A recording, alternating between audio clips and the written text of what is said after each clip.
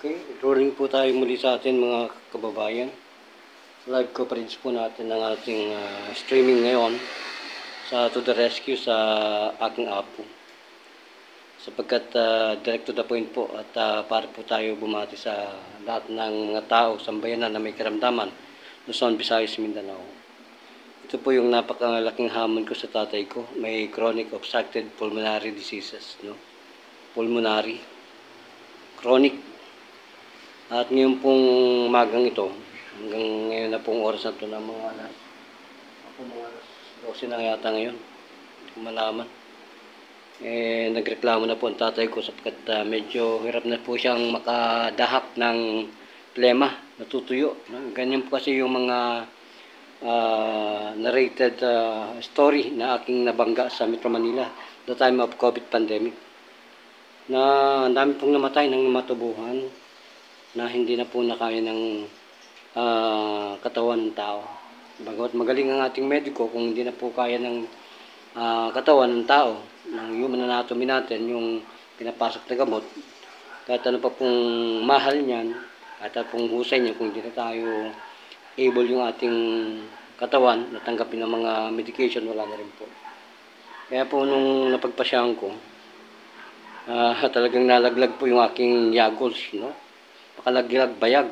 Ang ginawa ko po na paggargle yung aming pong Juzguang solution, no?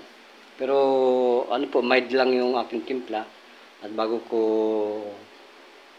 pinalasahan sa apo ko, sa tatay ko, yung concentrated na solution natin para po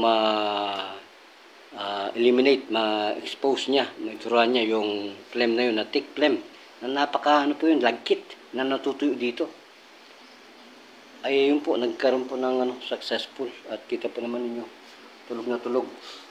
Ang ano po niya, ang kanyang oxygen ay pumapalo na po sa 88. Alarming na po kasi nasa 80, dapat nasa 95, 92. Alarming Kaya po, inunahan ko na.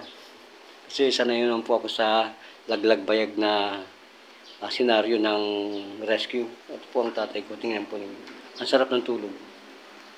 Ang sarap ng tulog.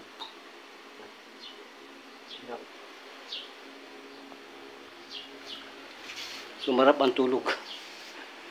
Dati po pabangon-bangon kasi nachuchok na Pag nachuchok na po ang mga COPD na yan, delikado na. At saka yung tummy po niyan dito sa stomach. Doon sa first line of defense po ng pager patch natin, encircling our abdomen. Tumitigas po yan, nagkakaroon ng obstruction, inflame. So kapag hindi po yun na-diffuse natin yung inflammation na yun, vital natin yung mga neurons po natin na yan, nagbablock, no? Nagkaklag, kaya yung mga venules na nandyan, yung capillaries na nandyan, sa ating mga segment ng ating pong stomach, yung mga himay-may na mga kaugatan dyan hanggang sa internal organ, nagkaklag po yun, no? Yung pong kinaiiwasan ninyong lingkod na mangyari sa mga taong may karamdamang COPD. Ayan po, ganda. For the second time, pakita ko pa sa inyo. Tulog. Walang bukasan. Pero mga kababayan, talagang makatindig balahibo at kalgim-lagim ang aking ginawa ngayong araw na to, ngayong hapong ito, sa pagbabantay ng apo ko. Sapagkat hindi na po ako mapakali, pabangon-bangon na. Nag-choking na po yung kanyang throat, no? Yung tracheal, nagkikipot na po yun. Wala nang oxygen na dumadaloy. Hindi na exhaust intake yung kanyang oxygen dito sa tracheal. Kaya pag nag-choke po kayo, wala na. Lalabas po ang dila natin, wala na yung choking. So guys, mga kababayan, ito po ang sinasabi kong assassin technique ng Juzguang medication. Hanggang sa huling patak ng hininga. Kailangan maagapan natin ang ating mga mahal sa buhay para po hindi mapahamak, malapay, mabigyan ng rescue. Chronic obstructed pulmonary diseases, COPD. ay nako, bronchial narrowing of our bronchial tube. Kaya po halos lahat ng pagkain na malalansa, kahit may masarap na may kaliskis, mga bangus, tilapia, halos hindi na mag-workout.